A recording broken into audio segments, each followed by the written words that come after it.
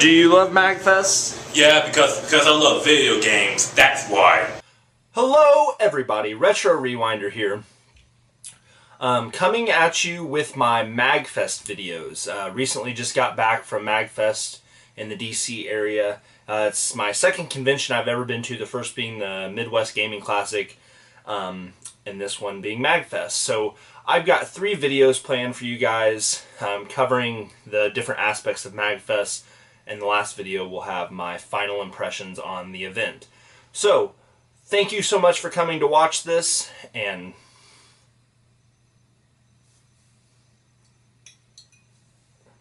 let's jump into this. 3, 2, 1.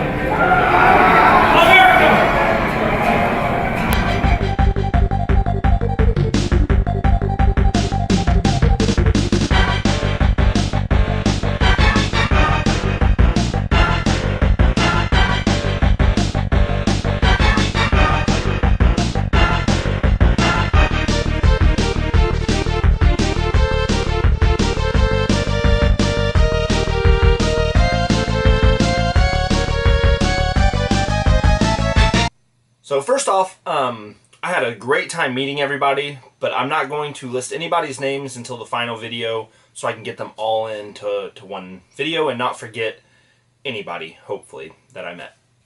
So the first thing I want to talk to you guys about is the arcade that was there and the music events. For those of you that don't know, MagFest, it means the Music and Gaming Festival. So a huge part of it is the music and a huge part is the gaming. So I want to talk to you guys about the arcade and the music part first. So let's just jump right into the music. I do have some clips that I'm going to insert here. Not here, but somewhere here. And after I'm done talking, so it's not really here. It's after I'm not here that it's going to be here. Yes. Anyway, so the music. Here it is. I want to hear your best fucking war cry on 3, alright? 1, 2, 3. Shitload of inflatable swords, but even if you don't, just pretend you have them, and I want to see you turn this room into mortal fucking combat.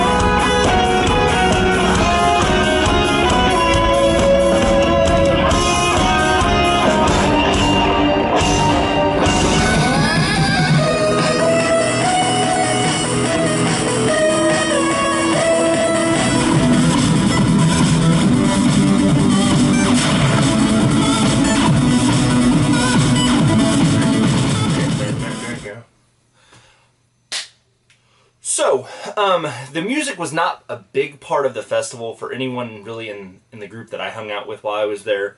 I did go see a couple things. The first thing we tried to go see was the MagFest prom. It was kind of a chiptunes type thing. I think we only stayed for like 10 minutes because the first guy that performed I thought was awful. I can't even tell you his name. And we left pretty quickly after that. One of the nights, me and 2 other guys, we went to go see Power Glove. Power Glove is a rock band. I believe they have made music for a couple games. They were actually pretty good, but it was just so loud in there that, you know, I felt like an old man, but we had to get out of there because it was so loud. But their music was pretty good, and it was way over the top cheesiness. The guys have, like, you know, the big shoulder pads and have like big banners coming off their shoulder pads, and it's a typical, you know, hair rock band. They had the fans blowing all over them. But one of the clips you saw there was of Power Glove. And the third thing that I did go see, the last night that I was there, I wanted to go see somebody that I had met, that I'll talk about in the third video, and he was going to a chiptunes dance party. The event was okay. I didn't get to stay and see what he said was probably going to be the best. I got to see the opening acts. Some of the music was pretty good, but really it's just not my style. So the whole music part of the convention wasn't a big draw for me. I'm mostly into video game stuff. So the music was okay. I'm glad I went and saw a couple of the things, but if it was going to make or break a convention, it would probably break it for me. Moving on to the arcade. So I also have some footage here, so let's input that now.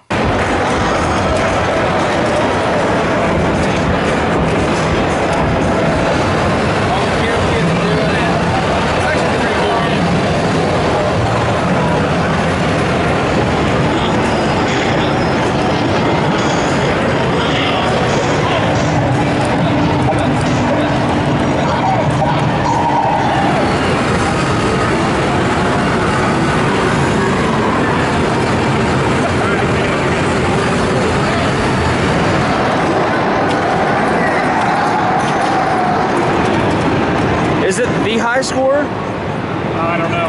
You know, number 4. Alright, so now. There we go.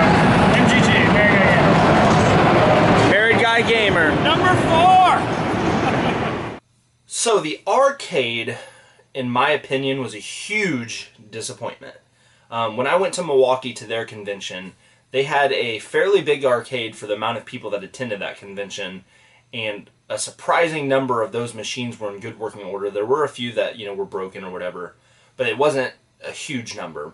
And also to get in, you didn't have to wait in line to play a bunch of games. Normally there was one person on a machine and you just had to stand behind him and you got to go right away. At MagFest, sometimes there were 2, 3, 4 people standing in line to play a game.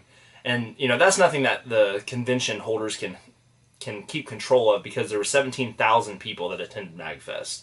But for me personally, I like the arcade at the Midwest Gaming Classic better, but the arcade was still fun. There were certain times where you could go and get onto a machine and have no problems. One of those times being like 8 o'clock in the morning, which I was never up for, which is why it's probably a good time, because not a whole lot of people are going to wake up at 8 o'clock in the morning to go to the arcade. Later at night was good. The last night we were there, we went down about midnight, and that was Sunday night, so a lot of the convention goers had already left, so it was a lot easier to get on. The machines were, you know, your standard stuff. A lot of machines they had multiples of, like they had, you know, 2 Mortal Kombats, 2 Mortal Kombat 2s. A lot of the fighting games, they didn't have a good variety. It was just a bunch of the same machine. Some of the pinball machines were really good. I enjoyed playing the Batman pinball, the Spider-Man pinball, the Metallica pinball. Those were all probably my favorites, tied for my favorites. Some of the other machines that were kind of cool, they did have a lot of classic stuff. That was a big focus.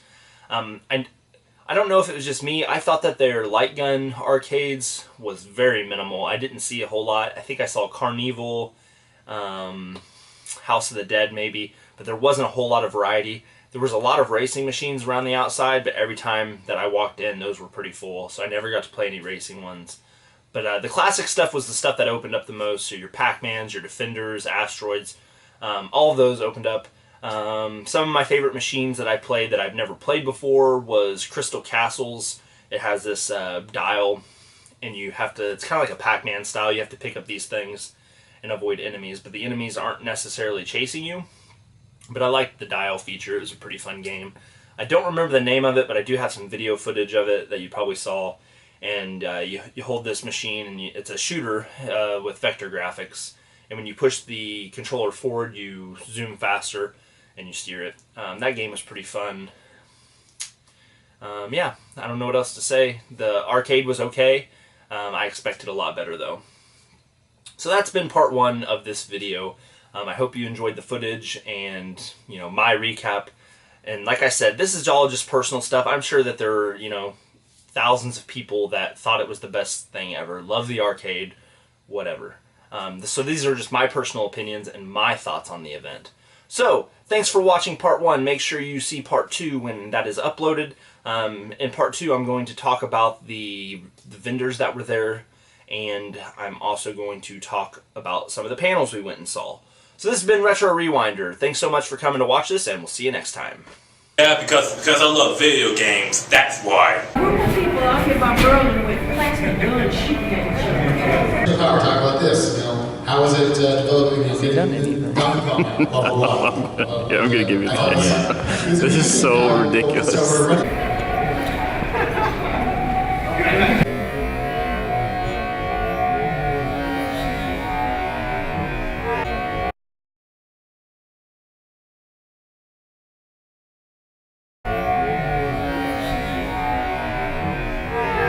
I'm actually semi-retired video gamer.